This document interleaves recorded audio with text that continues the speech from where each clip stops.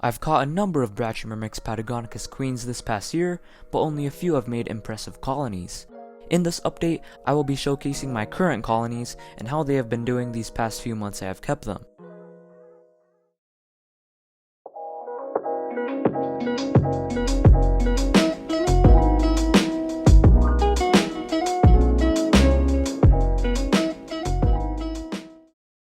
Let's begin with my 3-queen colony, which is still being housed in a test tube setup. Like these other multi-queen colonies, this is my first ever triple queen colony. During their founding stage, they had accumulated a bunch of eggs that had then developed into cocoons. And soon after, they got nanitics. But if you notice, when they had cocoons, one of their first nanitics had sadly died. At the time, their water reservoir ran out of water, which is a usual occurrence that happens with these colonies. Since then, I've moved them to another test tube where they now have gained 15 to 20 workers, and they're still growing strong.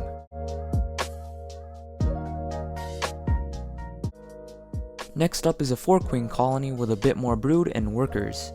Unlike my 3-queen colony, this one was given their first protein-fit meal. And that was a baby cockroach. I had to pre-kill the baby cockroach because this species mainly scavenges for food.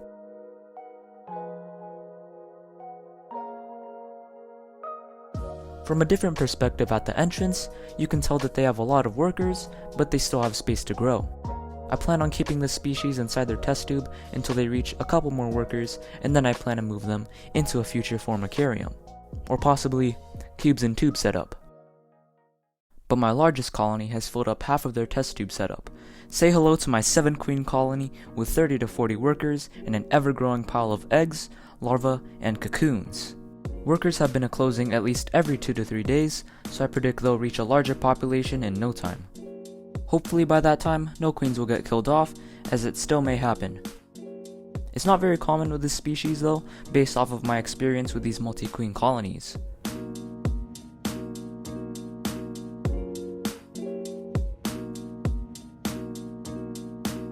But because of the increasing difficulty with feeding this colony from their test tube, I plan on moving them into, you guessed it, the Talus formicarium. But first, we will need to move my single queen colony of this species into a cubes and tube setup. So with a wave of my hand and a bit of magic, we can skip the entire process of making it. Pretty easy, huh?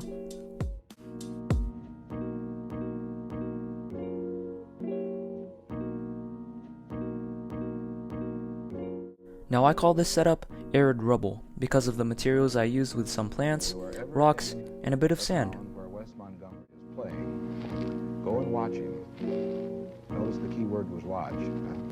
Go and watch him, and then come back and show me how he does that. I also named my Solenopsis Xylone cubes and tube setup Desert Dunes. Tell me what you think of those names, or if you have any other suggestions in the comments below. I chose to use these types of materials because they're the same material this species nests in my area. So before I put the colony into this new setup, here's a peek at their current size. Not a very big colony as you can tell, but enough to forage every now and then, all while exploring their new home.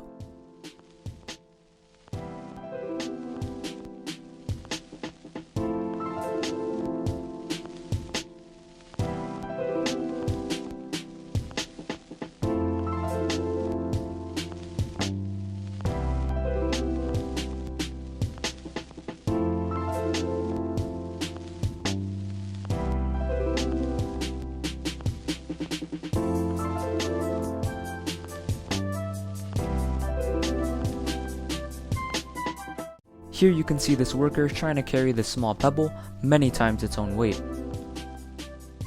Now that they're in their new enclosure, I can add in a replacement test tube so that they have access to the water and an additional water reservoir as a backup. And there we have it, a new cubes and tube setup for my Brachymyrmex Patagonicus colony.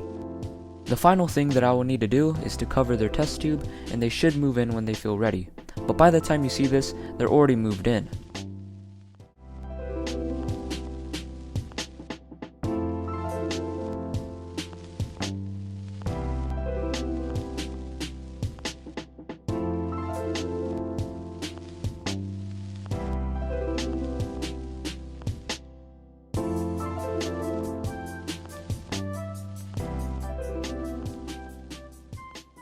Now that I have saved the best for last, we can move in our 7-queen colony. In a previous update, I moved in a dual queen colony into this formicarium, only for them to split off and form their own colony.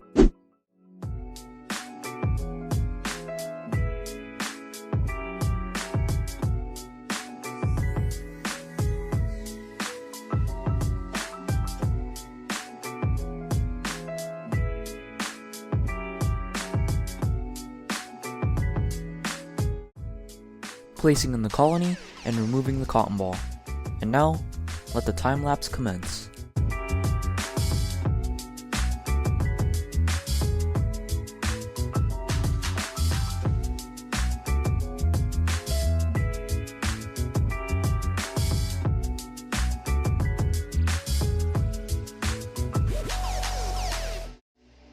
About 20 minutes had passed before the first worker found the entrance to the formicarium, only to exit back out. Let's see if anything happens in the next few hours.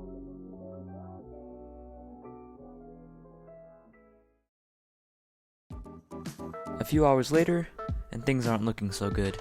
Workers were on the sides of the formicarium, and some had escaped onto my desk. Now the space in between the container and the nest didn't seem like it was big enough for some workers to actually fit in between, and I could spot a few had went into the hydration port where I watered their formicarium, but I fear that some queens may have escaped.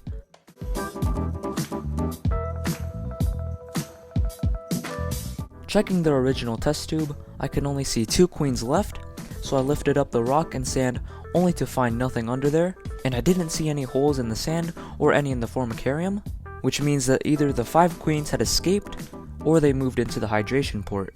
So I then filled in some water at the port in an attempt to flood the nest entrance, but only 3 to 5 workers had come out with 1 cocoon. To make sure no more members of the colony could make an escape, I put a piece of tape at the last exit they had. I was sure that a queen could not fit in between the nest and container, so I'm staying hopeful that they are still in the formicarium.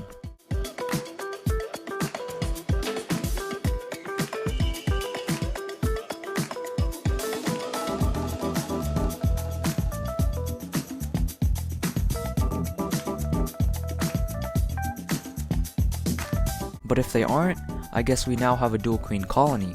I say now, since our previous dual queen colony had died off. 3rd time's a charm, so let's hope for the best for this colony.